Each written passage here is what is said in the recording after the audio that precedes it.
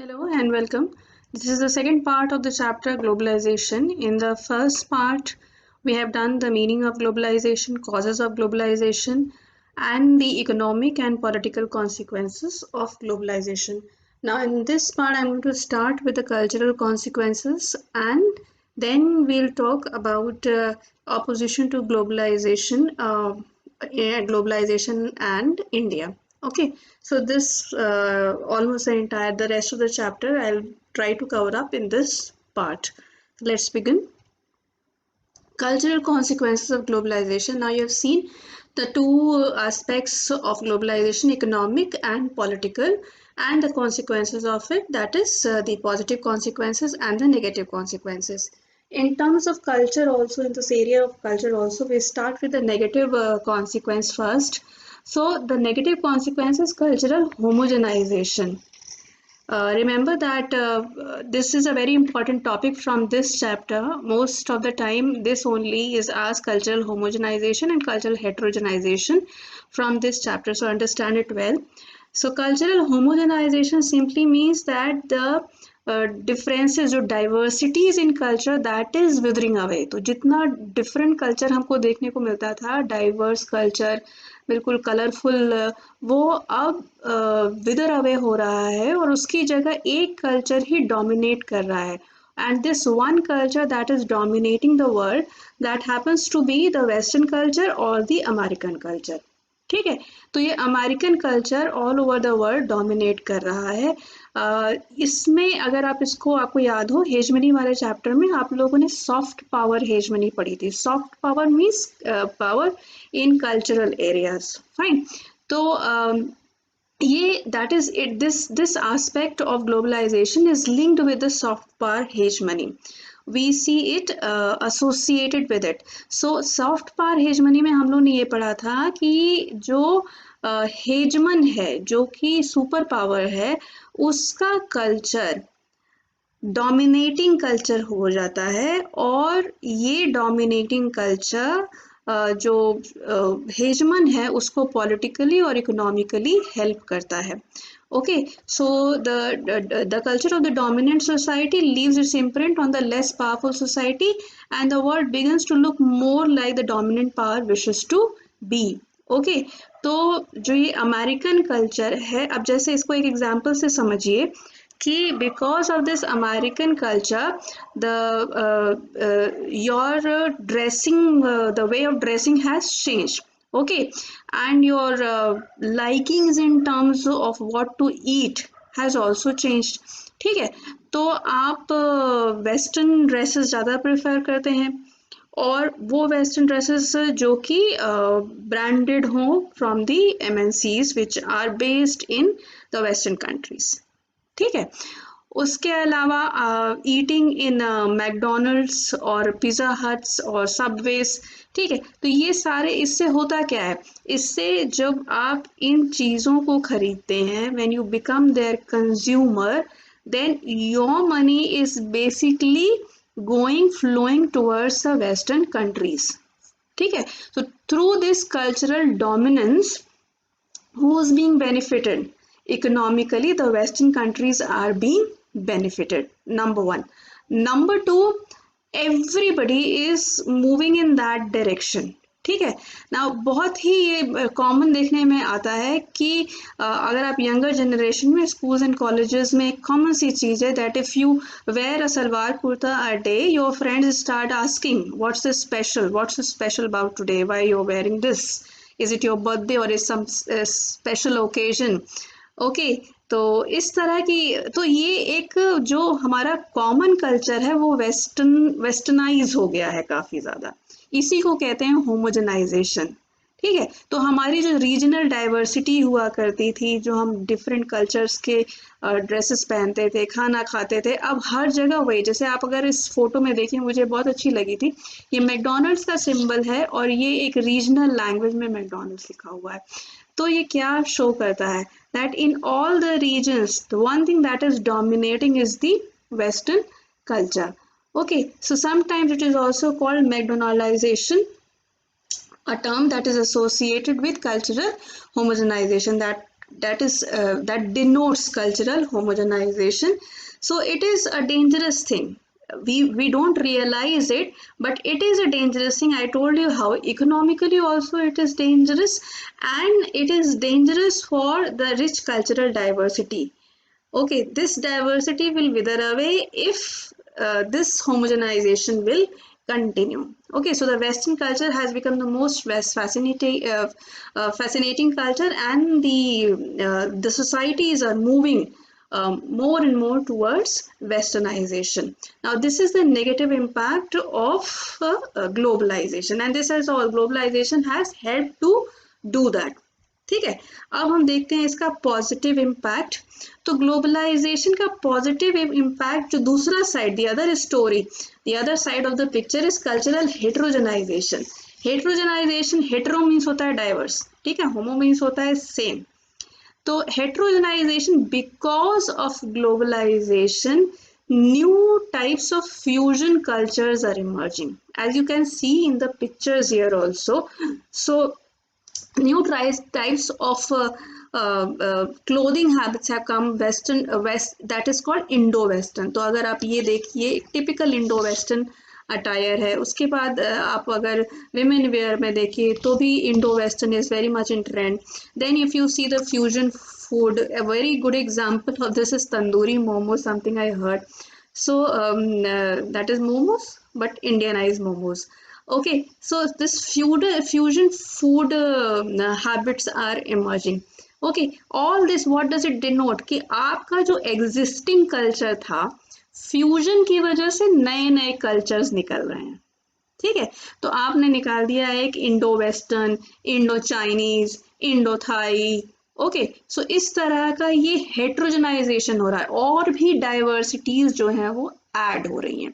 So cultural heterogenization simply means this. Okay, these outside influences enlarge your choices and modify your culture. Okay, so outside influences are not only modifying our culture, but it is making it more diverse. So we see the emergence of the fusion cultures, blue jeans with kurti, khadi kurta. Okay, and each culture in this way is becoming more different and more distinct, which is called cultural heterogenization. Okay, so now if it is asked what is cultural heterogenization, you can tell, you can write simply these points. It is asked mostly for 4 marks, either cultural heterogenization or homogenization or both. Okay, mostly it is asked for 4 marks in the exam. Now the next thing is India and globalization. If you see globalization in India, something I told in the first part of this chapter, that globalization is not a new concept. It had been there in all the times. Okay, so during the colonial period, India was an exporter of primary goods and raw material, and an importer of the finished good. तो आप सबको पता है कि यहाँ से spices export होते थे. ट्रेडर्स जो थे वो यहाँ से सिल्क रूट के through they use to trade in spices. यहाँ से स्पाइसेस लेके जाते थे, प्रेशियस ज्वेल्स लेके जाते थे. फिर जब ब्रिटिश आए, देन कॉलोनियल पीरियड में कॉटन, जो रॉ कॉटन था, टी का ट्रायंगुलर ट्रेड होता था फ्रॉम इंडिया. तो इस तरह के बहुत से रॉ मटेरियल्स यहाँ से इन यूरोप और डिफरेंट कंट्रीज में, मिडिल ईस्ट के डिफरेंट कंट्रीज में जाते थे. And from there the finished good used to come to India. और उसकी वजह से that was the main reason of this चीज़ कहा गया था कि इकोनॉमिक ड्रेन हुआ इंडिया का. हमारा रॉ मटेरियल गया और फिनिश होके हमने उसी चीज़ को महंगे दाम में यहाँ पे खरीदा. After the independence, the government started the policy of protectionism. I remember once it has been asked in exam. तो प्रोटेक्शनिज्म की पॉलिसी अपनाई. प्रोटेक्शनिज्म क्या होता है?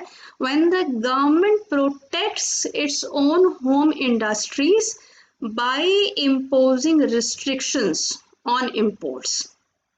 ठीक है, तो इंपोर्ट्स पे रिस्ट्रिक्शन लगाते हैं जिससे कि आपकी जो होम इंडस्ट्रीज हैं, आपके अपने देश की जो इंडस्ट्रीज हैं, उनको प्रोटेक्शन मिले.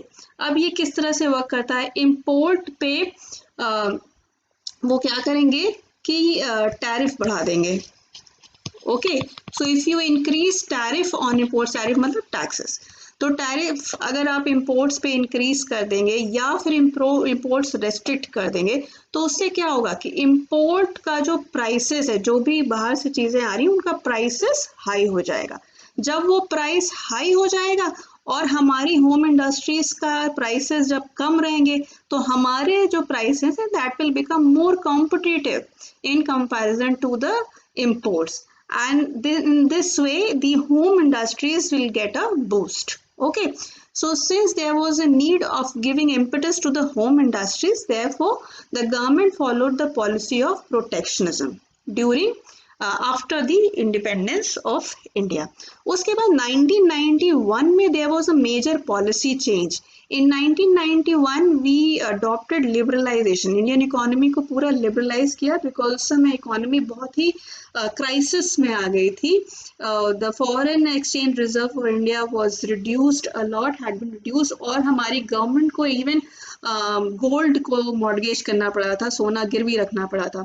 तो ये इन सारी इतनी ज़्यादा क्राइसिस में इकोनॉमी थी और उस समय जो फाइनेंस मिनिस्टर बने हमारे वो थे मनमोहन सिंह, और फिर हम लोग की इकोनॉमी को लिबरलाइज करने का डिसीजन लिया गया.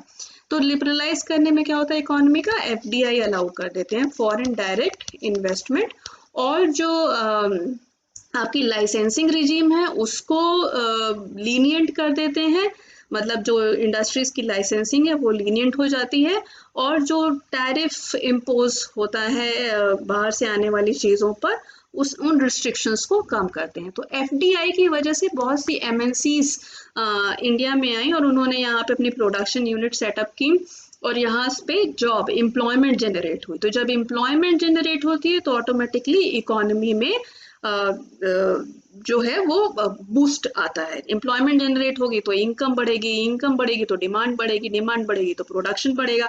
तो ये पूरी एक साइकिल जो होती है वो सेट हो जाती है and the economic growth becomes faster. Okay, so like that is what was said that globalization had always been there. यहाँ पे भी था, यहाँ पे भी था, हम कभी भी वर्ड से कट ऑफ नहीं रहे. लेकिन after 1991 the speed has picked up a lot. Okay, तो ये स्पीड ज़्यादा हो गई और इंटेंसिटी भी बहुत ज़्यादा हो गई after 1991. Now we see resistance to globalization. अब ग्लोबलाइजेशन के से ऐसा नहीं है कि सब लोग खुश ही हैं. ओके, बहुत से सेक्शंस ऑफ सोसाइटी हैं, मेनली जो लोअर सेक्शन ऑफ सोसाइटी है that is not happy with globalization. Okay, so there had been resistance to globalization not only in India but in different countries, in almost all the countries of the world. There had been groups which are opposing globalization. So these groups, अगर हम broadly इनको classify करने जाएं तो ये leftist और rightist. ठीक है, अब जहाँ भी आपका लेफ्टिस्ट अगर का आ रहा है तो आप ये समझ में आएगी कि ये जो ग्रुप है ये वो ग्रुप है that stands for the interest of the poor section of the society. Okay, तो लेफ्टिस्ट भी अपोज कर रहे हैं ग्लोबलाइजेशन को और इनके अपोजिशन का बेसिस इकोनॉमिक है, क्योंकि ग्लोबलाइजेशन की वजह से जो पुअर हैं वो और पुअर होते चले जा रहे हैं. ठीक है, राइटिस्ट जो है वो नेशनलिस्ट के सेंस में उनको लिया करिए. जो राइटिस्ट आप सब वर्ड सुनते हैं तो वो नेशनलिस्ट के सेंस में दिया, जो नेशनल अपने नेशनल कल्चर को तो बढ़ावा देने की बात करते हैं. तो जो राइटिस्ट का अपोजिशन है वो कल्चर के बेसिस पे है, that because of the foreign culture, the culture of their own country is getting affected. ठीक है, तो ये दोनों तरफ से ग्लोबलाइजेशन के लिए रेजिस्टेंस आया है. ठीक है, for the leftist and for the rightist. अब जो most of the global anti-globalization movement है, they are not opposed to the idea of globe. They don't say that stop globalization, but they are critical of one policy of globalization or one program of globalization.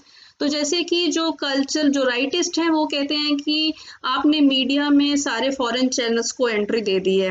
अब foreign channels में जो programme होते हैं that is not good for our generation to see. उनका culture दूसरा है, उससे हमारे बच्चे भी अफेक्ट हो रहे हैं और हमारा कल्चर बर्बाद हो रहा है. ओके, और जो लेफ्टिस्ट हैं वो जैसे किसी एमएनसी की स्पेशल, जैसे मैंने आपको एग्जांपल दिया था वॉलमार्ट की जब एंट्री हो रही थी तो बहुत से ऑर्गेनाइजेशंस उसको अपोज करने के लिए आ गए थे. तो they are not oppose to the idea of globalization, they are not oppose to the globalization per se, they are oppose to a particular programme of globalization. Okay, तो इसमें 1999 में WTO की मिनिस्ट्रियल मीटिंग हुई थी, widespread protest at Seattle alleging unfair economic practices by the powerful states। अब एक dimension इसमें ये है कि पावरफुल स्टेट्स जो है वो ग्लोबलाइजेशन के थ्रू एक न्यू कॉलोनियलिज्म स्प्रेड कर रहे हैं। वो मैं ऑलरेडी आपको फर्स्ट पार्ट में एक्सप्लेन कर चुकी हूँ, ओके, कि कैसे वो ऐसा कर रहे हैं। सो इसके लिए काफी ऑपोजिशन हुआ था, that through the globalization has become a tool in the hands of the powerful states to exploit the resources of the backward countries of the developing countries। Okay, अब एक फोरम बना है वर्ल्ड सोशल फोरम, ये याद रखिएगा, इसका full form पूछा जा चुका है वर्ल्ड सोशल फोरम का। ये ग्लोबल प्लेटफॉर्म है that brings together many groups that are opposing globalization. तो इसमें ह्यूमन राइट्स एक्टिविस्ट हैं, एनवायरमेंटलिस्ट हैं, लेबर ग्रुप्स हैं, यूथ ग्रुप्स हैं, विमेन एक्टिविस्ट हैं, okay, all the groups that are opposing globalization for one thing or the other। okay, तो ये सारे ग्रुप को एक फोरम रिप्रेजेंट करता है जिसको कहते हैं वर्ल्ड सोशल फोरम, ये एक बॉडी है।